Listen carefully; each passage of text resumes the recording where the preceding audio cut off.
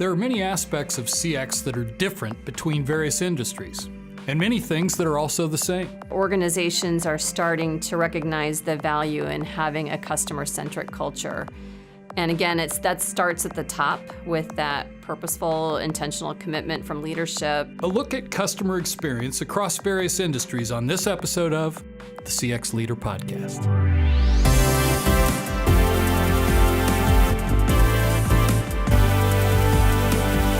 The CX Leader Podcast with Steve Walker is produced by Walker, a business consulting firm that helps our clients unlock the potential of their customer experiences by placing the customer at the heart of all their business decisions. You can find out more at walkerinfo.com. Hello, everyone. I'm Steve Walker, Chairman and CEO of Walker Information, also the host of the CX Leader Podcast, and thank you for listening. Here on the CX Leader Podcast, we explore topics and themes to help leaders like you leverage all the benefits of their customer experience and help your customers and prospects want to do more business with you. As our regular listeners may be aware, one of the series which we have been developing is to look at CX by industry. In fact, you may have heard the interview with James Bampos from NetApp, who discussed CX in the technology industry, or Matt Inman from Johnson Controls, who describes CX in the manufacturing industry. But I thought it would be interesting to speak with someone who has been involved in CX in a variety of industries.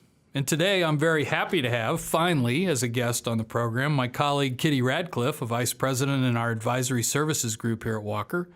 She's worked with well over 100 different companies in her 25 years in CX. Manufacturing, technology, financial services, professional services, not-for-profit, publishing, utilities, healthcare, just to name a few of the industries where she's seen customer experience at work. Today we'll talk to her not only about the subtle differences, but also try to find the key elements that are important no matter what industry you're in. Kitty, welcome to the CX Leader Podcast. Thank you, Steve. Kitty, for the benefit of our listeners, why don't you share a little bit about your background? You've been here for 25 years, worked across a bunch of industries, but just give a little more insight. Well, a lot of what I do in my role is really just helping companies grow by differentiating on the customer experience. Most of my time at Walker has been in a client-facing role, which has provided a great view of how the customer experience can really vary across companies and across industries. Great, and that's really the theme of this series is we're looking at what happens across industries. So we talked about how many industries you've worked across and the vast number of clients that you've had experience with. So what are just some of the nuances that you see across industries? Some of the more progressive, some of the more maybe the ones that are not quite as progressive. Just kind of give us a little take on what you've seen by industry. Well, in the past, I would say that there had really been some differences in the level of maturity in terms of how organizations really thought about and delivered on the customer experience. So if you think about those organizations that traditionally have been very product-focused, like in a manufacturing environment, it seems like it just took them more time to understand the importance of going beyond product quality, that they could get a competitive advantage by offering a better customer experience. I think that's changing, but that was something that I was really aware of early on. Some other industries to think about, IT companies where you have a subscription-based model have tended to be more forward-thinking. You really have to when you have an annual renewal cycle. Getting the right information to those account managers or customer success managers has become very important in this environment because they're really the ones that are held accountable for customer retention. So recently, I've been very impressed with a few organizations that I work with that provide services to healthcare organizations. And they really just seem to understand the ultimate advantage to the healthcare provider by building in efficiencies to their process, lowering their costs, keeping on top of regulatory compliance, and ensuring patient safety. And that really comes through in their focus on the customer experience. And it really matters if you think about it. Few things are more important to each of us, just as a person than our health and our well-being. So it's really important and critical for those healthcare providers to focus on the patient and let the service provider focus on the service. Some other types of industries that I've worked with a number of nonprofits, and they're typically more focused on aligning stakeholders around their mission and essentially translating that into fundraising efforts. And then finally, I've worked with some highly regulated industries such as utility companies. They typically are required to get feedback. So if I want to be cynical, I might say that they're just checking the box by having a CX program or more likely a CSAT program.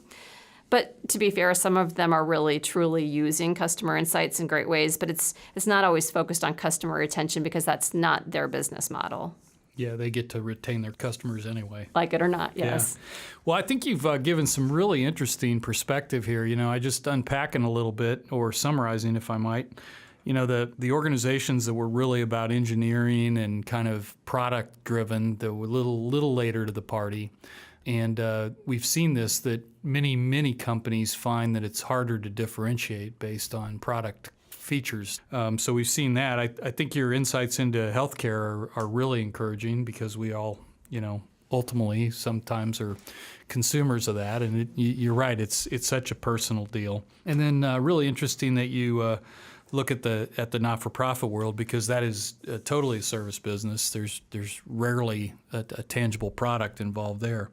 One of the things I'm hearing as I listen to you is maybe it's not all about industry, right? Maybe some of these differences have nothing to do with industry. Yeah, I don't think it is. I think that there's some characteristics that cut across industries that have more of an impact on CX than the actual industry per se. So give me a couple of those, for example. Well, first, size could matter. A smaller organization that has a regional footprint, they're more likely to have more flexibility than a large global organization. They're just more nimble. They can move more quickly. They don't have as much bureaucracy. And that can make a difference in terms of acting on the information. Account management could also vary. When you think about working with a local customer, that's very different than when you're working with a global multinational project and you think about the resources and expertise that you might have to have in that kind of an environment. Mm-hmm. Some additional thoughts, maybe organizations that have grown through acquisition. That's something that we often see here at Walker, where we have companies that we're working with where they've got so many different technology systems that they're using. So you've got multiple sources of information. It's not always consistent in terms of the fields that are available. So they don't always have a holistic view across the organization of looking at the customer. And how about other aspects, like how they go to market? Do they sell through distributors or partners? That can absolutely make a difference. So depending upon the industry, a company could sell directly, they could go through partners, agents, distributors, or some combination thereof. And it just gets more complex and more challenging when you think about all those different additional parties, when you might lose control of that frontline contact who's actually delivering the customer experience when others are involved.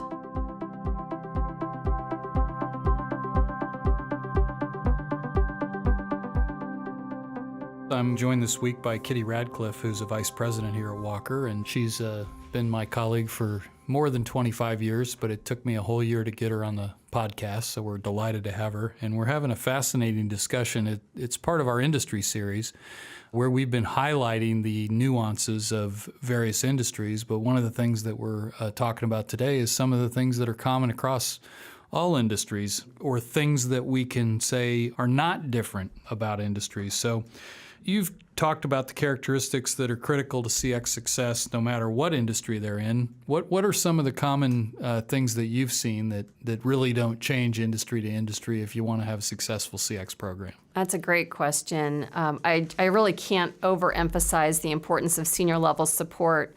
Executive buy-in helps to ensure CX informs strategic priorities. It can provide access to resources and make sure associates are held accountable. And I know we've had some great examples on recent podcasts just to that point.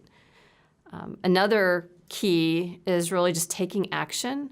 I was trying to find a book before the session today, because I remember just reading the quote, "Just do something." You have to do something.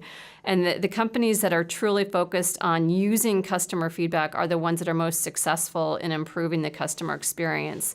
And that could be just closing the loop with and addressing customer issues from an individual basis, to investing in technology to address process issues, or to designing the experience of the future. So it's work. It takes dedication and persistence and a process. But do something, and it can yield tremendous results.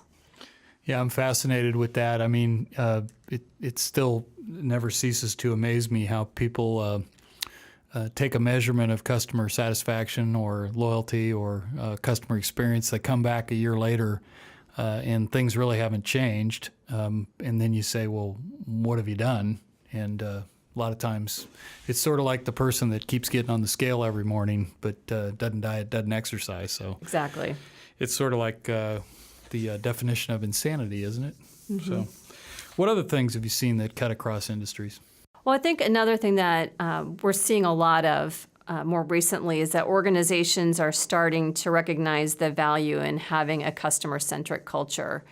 And again, that starts at the top with that purposeful, intentional commitment from leadership, having customer insights influencing the decisions that an organization makes, having customer focus really factoring into hiring decisions, the degree to which employees are empowered to make decisions and to take action immediately to respond to a customer issue or need, making sure associates have visibility to customer issues and the initiatives to address them. And it's really, I guess, it's just those organizations that are willing to change. Yeah, it's some of the work we've done suggests that more and more companies are going to have to differentiate on customer experience. And so that having that culture heightened is certainly critical. Absolutely. Well, Kitty, thank you for being on the podcast. Is there anything that we didn't cover that you wanted to mention or you wanted to talk about on this subject? Because I'm asking you about our big closing question here. Oh, what's that? Well, it's kind of a hallmark of the podcast, and we insist that each guest bring us, our listeners, some take-home value. So, again, with all the things that you've talked about today, what's Kitty's one or two best tips for the CX leader out there that's kind of contemplating how they can make their program better? Well, I've had a chance to work with a lot of different CX leaders in my time here at Walker, and I'm thinking about one in particular who has just been very effective. She's in the financial services industry, and she really, I think, a lot of the advice that I was sharing earlier, she just does that. She works in a big organization. Even though she didn't have a big staff, she's really able to have lots of influence because she does three things really well. First is keeping the CEO engaged and supportive. She's very intentional in terms of connecting the results to operational data, making sure that he understands the ROI. She's also built and inspired a cross-functional team that's committed to action. They understand the mission. They take it on enthusiastically. They communicate really well. And she's instrumental in building that overall culture in the organization. Because of that communication, everybody knows that customers are the focus. Their roles are clear. They know exactly what they're supposed to do consistently from interaction to interaction, customer to customer, across channels, and it's become part of their DNA.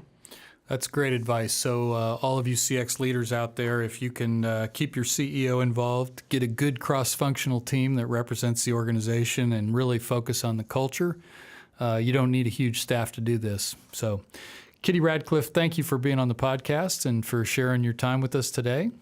For listeners, if anybody wants to get a hold of you, maybe an email or are you on LinkedIn? Just tell our listeners how they might be able to get a hold of you.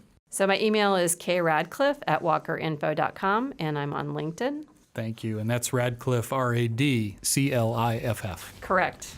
And if you want to talk about anything else we discussed or about how Walker can help your business's customer experience, you can contact me at steve.walker@walkerinformation.com or call me here in the U.S., 317-843-8890. Don't hesitate to reach out to me, as I'd love to tell you more. Be sure to subscribe to the CX Leader podcast. You can go to walkerinfo.com/podcasts and you'll find links to iTunes, Spotify, iHeartRadio, Google Play, and also our own YouTube channel as well. Simply go to walkerinfo.tv to listen. Thank you for listening to the CX Leader podcast, which is a production of Walker. We're a business consulting firm that can help you make customer experience your biggest competitive advantage. Find out more at walkerinfo.com. Thanks again for tuning in to the CX Leader podcast, and we'll see you again next time.